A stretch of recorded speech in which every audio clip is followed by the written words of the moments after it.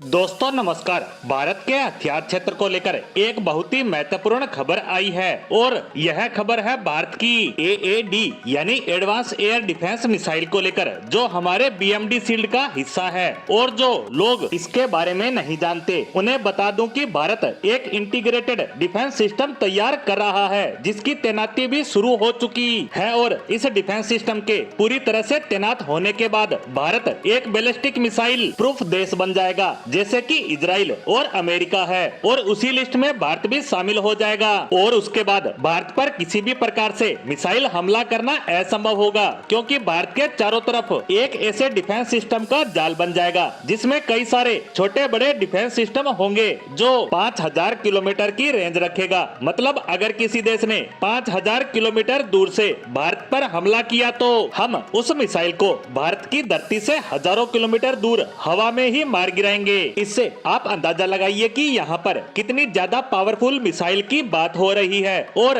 इसीलिए मैंने कहा था कि आज की पोस्ट महत्वपूर्ण होने वाली है, क्योंकि यह मिसाइल भारत ने आर्मेनिया को दे दी है। इसका मतलब यह है कि आर्मेनिया मध्य एशिया का सबसे ताकतवर एयर डिफेंस सिस्टम वाला देश बन गया है। और तो और तुर्की से भी ज्यादा। हालांकि तुर्की के पास अधिकतम पावर वाला डिफेंस सिस्टम है S-400, जिसकी रेंज 400 किलोमीटर तक ही है। और भारत की जिस AAD मिसाइल को देने की बात हो रही है, उसकी रेंज है 1500 किलोमीटर। यानी कि अब आर्मेनिया के आस पड़ोस तो क्या, पड़ोसी के पड़ोसी में भी इतनी हिम्मत नहीं होगी कि वह आर्मेनिया पर किसी बैलिस्टिक मिसाइल से हमला कर सके। लेकिन मैं यहाँ पहले ही बता दूं कि यह खबर भारत के एक बड़े मीडिया हाउस के न्यूज वेबसाइट ने यह रिपोर्ट छापी है, जिसमें बताया यह जा रहा है कि भारत ने आकाश मिसाइल डिफेंस सिस्टम बेचने के बाद अब AAD मिसाइल को भी आर्मेनिया को बेच दिया है, वो भी तकरीबन 15 की संख्या में। और ये एडवांस एयर डिफेंस मिसाइल है, जिसकी रेंज तकरीबन 1500 किलोमीटर है। बताया जा रहा है कि आर्मेनिया आकाश मिसाइल डिफेंस सिस्टम, जो कि एक शॉर्ट रेंज मिसाइल सिस्टम है, उसके साथ इसे जोड़ेगा,